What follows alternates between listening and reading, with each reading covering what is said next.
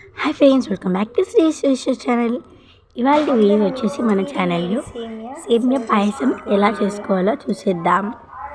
ఈజీగా చేయని వాళ్ళు కూడా సింపుల్గా చేసుకోవచ్చు. మీరు కనుక ఛానల్ ఫస్ట్ టైం చూసినట్టే లైక్, షేర్, సబ్స్క్రైబ్. ముందుగా వీడియోలోకి వెళ్ళిపోదాం. ఇక్కడ నేను 2 ప్యాకెట్ మిల్క్ తీసుకుంటున్నాను, లీటర్ పాలు. మీరు ఫుల్ ఫ్యాట్ మిల్క్ అయినా తీసుకోవచ్చు.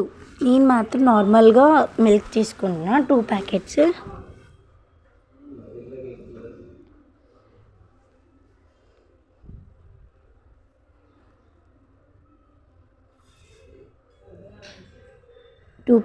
తీసుకున్నాను నేను. ఇప్పుడు 2 ప్యాకెట్స్ మిల్క్కి 1 గ్లాస్ వాటర్ అయితే తీసుకున్నాను నేను. వీటిని ఒక మంచి పొంగొచ్చే విధంగా చిన్న మీడియం ఫ్లేమ్లో పెట్టుకొని మంచిగా మరగబెట్టుకోవాలి. కూర చెంచా మాత్రం పెట్టకండి, ఇలా టీ స్పూన్తోనే కలుపుకోండి. టీ స్పూన్ లేదా రైస్ స్పూన్తో కలుపుకోండి.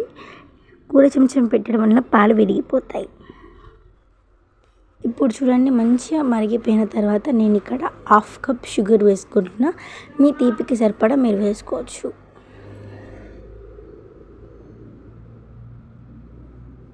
షుగర్ వేసాక షుగర్ మొత్తం మిల్క్లో అబ్జర్వ్ అయిన తర్వాత కలుపుకోండి. నేను ఇక్కడ కొంచెం టేస్ట్ చూసి నాకు చప్పగా అనిపించింది, అందుకే మరొక 1/2 కప్ షుగర్ యాడ్ చేసుకున్నాను. ఇక్కడ నేను కిస్మిస్, ఇంకా బాదపు గింజలు, జీడిపప్పు ముక్కల్ని చిన్నగా కొనుక్కొని తీసుకున్నాను.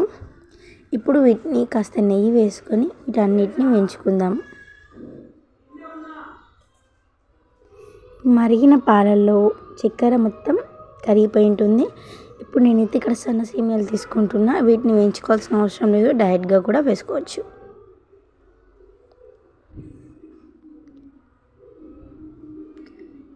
ఇప్పుడు అవి వేసుకున్న తర్వాత ఒక 10 to 15 మినిట్స్ ఆగిన తర్వాత మనం ముందుగా వేయించి పెట్టుకున్న డ్రై ఫ్రూట్స్ని ఇందులోకి యాడ్ చేసేసుకుందాం. యాడ్ చేసుకొని ఇప్పుడు కొంచెం ఇలాచీ వేసుకోవాలండి, ఇలాచీ పౌడర్.